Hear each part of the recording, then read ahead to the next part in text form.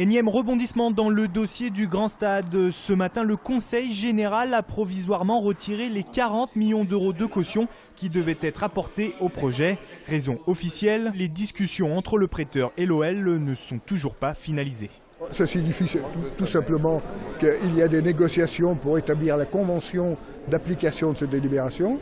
Pour l'instant, ces négociations n'ont pas abouti et on ne peut pas garder des délibérations comme ça suspendues. L'opposition voit au contraire dans ce retrait un nouveau couac dans le projet Grand Stade. Si rien n'a encore été signé, c'est précisément parce que le financement n'est toujours pas assuré.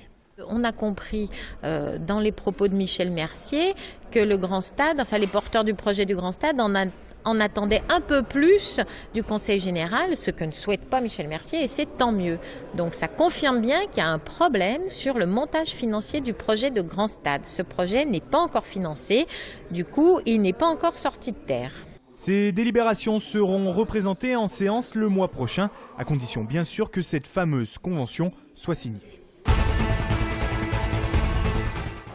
Attention, la rocade Est sera fermée tout le week-end pour travaux. À partir de ce soir 21h jusqu'à lundi 6h du matin. Elle sera coupée dans le sens Marseille-Paris depuis le nœud de Manicieux jusqu'à la sortie numéro 8 de Genasse. Des déviations vont être mises en place, mais ça pourrait tout de même coincer au niveau de la liaison avec la 46. 4 autres week-ends de fermeture sont d'ores et déjà prévus en juin et en septembre.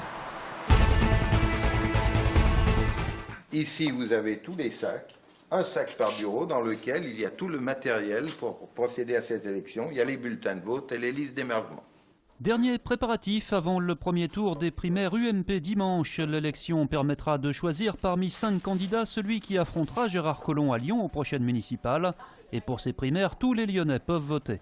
Il faut être inscrit sur les listes électorales avant le 1er mars pour pouvoir aller voter. Donc les bureaux de vote seront ouverts dans chaque mairie d'arrondissement, de 8h à 20h, et la personne qui ira voter devra s'acquitter d'1 euro symbolique. Ces primaires sont une première pour l'UMP et la grande question, c'est bien sûr la participation. Le potentiel, c'est le nombre d'électeurs qu'il y a sur la ville de Lyon. Vous enlevez rapidement tous ceux qui ne votent pas, vous en enlevez déjà la moitié. Et puis après, on est dans des primaires, c'est pas vraiment l'élection. Donc je crois qu'aujourd'hui, c'est un principe qu'il faut acter, qui pour moi est un fonctionnement démocratique de l'UMP. Et peu importe le nombre d'électeurs, on verra, hein, c'est la première. De toute façon, le candidat sera forcément légitime. Un second tour sera organisé le 9 juin pour départager les 2 candidats qui arriveront en tête dimanche. Ça fait 2-3 ans où on diminue le personnel sans arrêt et du coup les infirmières et les aides-soignants se retrouvent débordés. L'inquiétude des personnels de la clinique du Tonquin. Ce matin, ils se sont rassemblés devant l'établissement pour exprimer leur crainte, celle de voir fermer la maternité, et ce alors même qu'un projet de regroupement avec la clinique de Vaux-en-Velin est prévu. On pensait que la maternité du Tonquin trouverait sa place dans ce nouvel établissement et malheureusement, pour l'instant, ce n'est pas encore à l'ordre du jour. La cause principale de cette possible fermeture, selon les salariés, le manque de rentabilité du service où chaque année naissent près d'1 millier d'enfants. C'est beaucoup moins que la plupart des établissements du reste de l'agglomération. Mais de son côté, la direction l'assure, la maternité du Tonquin sera maintenue dans le nouveau projet. Encore faut-il trouver du personnel médical. La moitié des postes d'obstétriciens seraient aujourd'hui toujours vacants. Ce n'est pas un problème financier, la maternité, car nous l'aurions déjà fermé précédemment, si c'était le cas. C'est vraiment un problème de ressources médicales. Nous recherchons des obstétriciens, c'est vraiment notre objectif numéro 1. Notez qu'en cas de fermeture de la maternité, ce sont 30 postes qui pourraient être supprimés.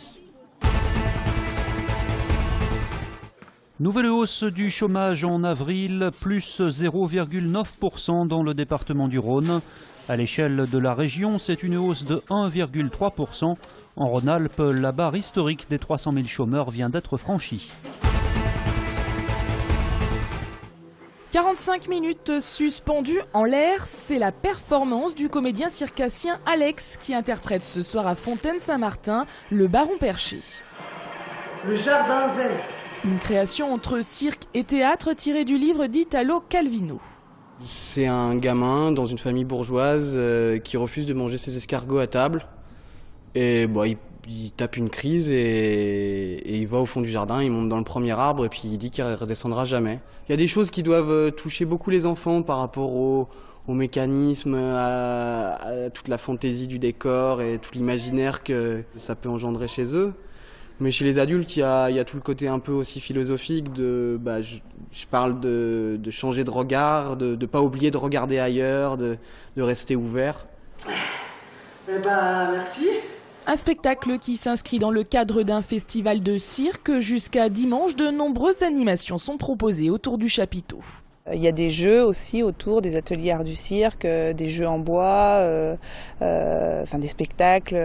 Il y en a pour tous les âges. Chacun restera à la durée qui lui convient. Le festival Une semaine sous chapiteau est à découvrir jusqu'à dimanche. Renseignements auprès de la MJC de Fontaine-Saint-Martin.